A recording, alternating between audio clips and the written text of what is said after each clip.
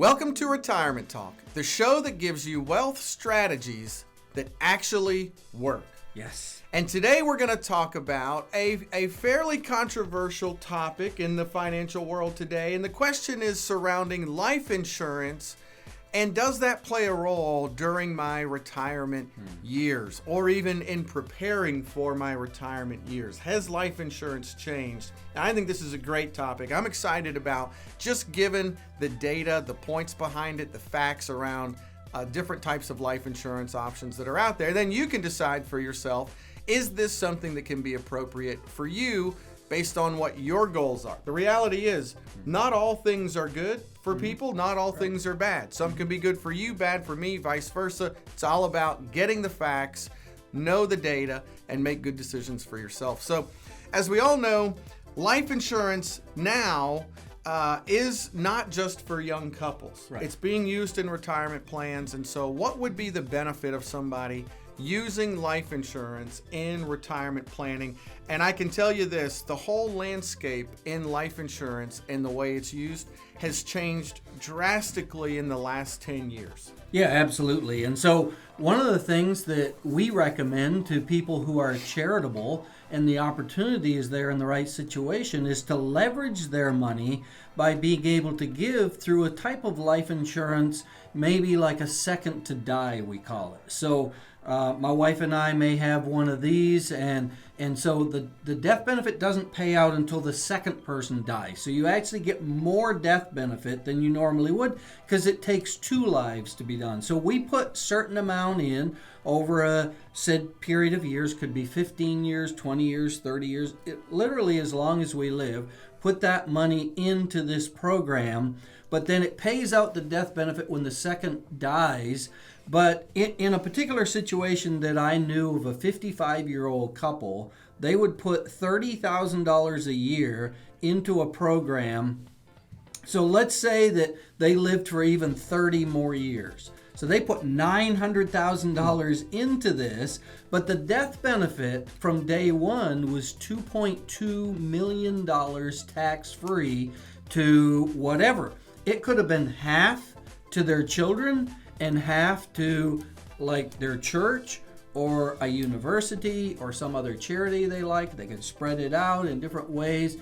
But it's hard to put $30,000 in per year and then tax-free be guaranteed to pay out $2.2 million. So we see this done a lot in people who just want the ability to give. And this certainly doesn't have to be $30,000 a year. It could be $3,000 a year put in, but the numbers still work very, very nicely. And that's one of the things we've been able to help a lot of clients with. So inheritance purposes, right? Yes. Being able to Legacy maximize your maximization. estate, tax-free money, nothing better out there. And then let's talk about the next one, and I think this is the one people are really trying to unpack today, and that's IUL. What is an IUL? Well, that's Indexed Universal Life, or also known as a LIRP, or also known as a SLRP, or any other acronym that you want to create. So tell them what a LIRP, L-I-R-P, Life Insurance Retirement Plan. That's right. what it is. So it's a retirement plan, but it's life insurance. So again, you hear they're all making kinds up names for this thing to make themselves different out here on YouTube so people pay attention. Here's the thing. It's an IUL. It's built on that chassis, and they can call it whatever they want. So how does it work? Okay, an IUL. There is specific tax code that supports this that says if you put in, just like your investments, a certain amount of dollars each year, there will come a point in time where that investment accumulates cash value. Now, these are fixed, not variable, so the value can never go down based on the market. There were variable IULs, and those kind of blew up. These are fixed, and we've seen a lot more success with this. But the benefit is the cash value, you can take money out of this life insurance policy tax-free every year through your retirement years. And then when you die, if you don't use it all, there's a death benefit that's going to go to your spouse, or that death benefit can go to your children. Inside these IUL, LIRPs, SLRPs, and everything else, they also have long-term care benefits tied into them a lot of times, so that you have some long-term care coverage to cover nursing home, assisted living, in-home health care. Life insurance as a retirement tool has changed drastically. And again, the key is put money in, grows cash value.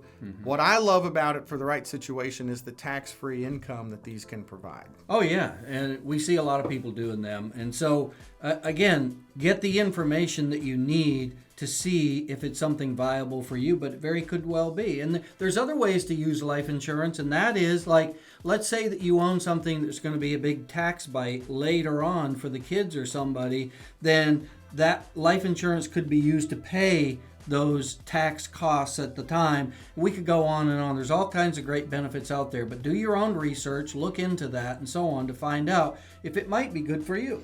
That's right. And if you look at this, it doesn't mean you have to do it. Almost all ultra high net worth individuals use life insurance in their retirement plans. But here's the key. You don't have to be ultra high net worth for this plan to still work for you. The key is get the information and figure out what options might be the most suitable for you to meet your specific goals. All right, that's all we have for today's show. If you want more episodes like this, subscribe to our channel, or you can see us on retirementtalk.com.